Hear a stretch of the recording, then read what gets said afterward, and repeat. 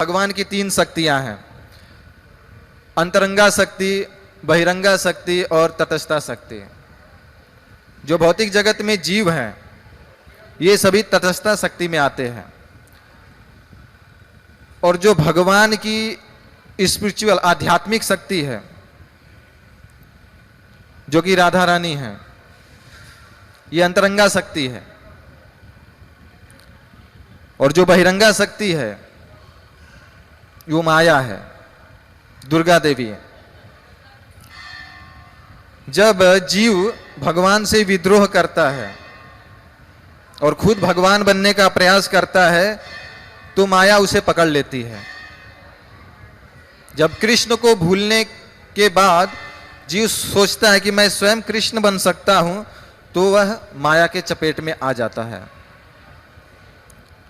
और माया के चपेट में आने के बाद वह इस भौतिक संसार में गिर जाता है, और भौतिक संसार में आने के बाद वह अपने आप को स्वामी मानता है कि मैं इस संसार का स्वामी हूं। इसे बोलते हैं, प्रभुपाद बोलते हैं तो फॉल्स ईगो, ये मिथ्या अहंकार है। जीव अहंकार के प्रभाव में आकर सोचता है कि मैं स्वामी हूं। वास्तव में देखा जाए तो वह हमेशा नौकर है, गुलाम है।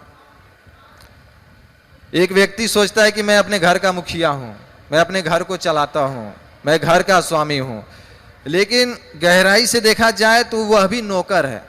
अपनी पत्नी, अपने बच्चों, उनके लिए वो काम पे जाता है, 12 घंटे नौकरी करता है, मेहनत करता है, फिर पैसे कमा के लाता है, 2 रोटी खाता है,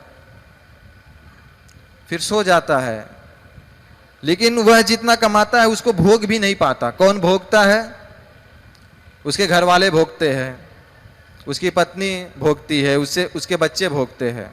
वह खुद नहीं भोग पाता, लेकिन फिर भी अहंकार के प्रभाव में आकर सोचता है कि मैं इस घर का मालिक हूं, मैं इस घर का मुखिया हूं, लेकिन वास्तव में देखा जाए तो वह नौकर है।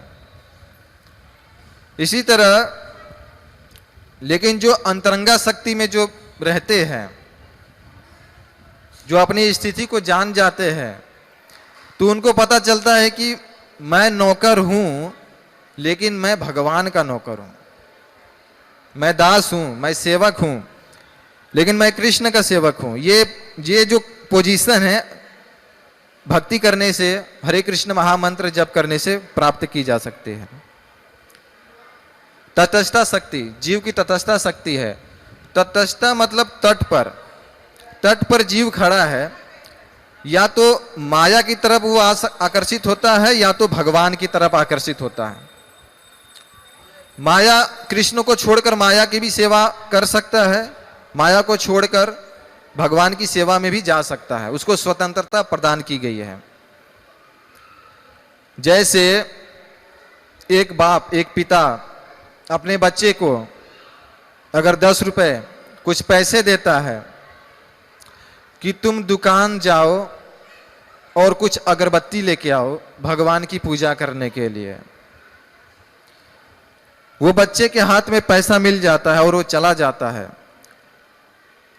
पिता ने बोल दिया कि तुम ये अगरबत्ती लेके आना, भगवान की पूजा करना है, लेकिन यहां पे बच्चे को स्वतंत्रता प्रदान है। वह पिता की बात को मान भी सकता है, नहीं भी मान सकता है। अगर बच्चा चाहे तो बीड़ी की दुकान पर, सिगरेट की दुकान पर जाकर उसी 10 रुपए की सिगरेट लेकर सिगरेट पी सकता है। तो जब इस स्वतंत्रता का व्यक्ति दुरुपयोग करता है तो वह इस माया में फंस जाता है।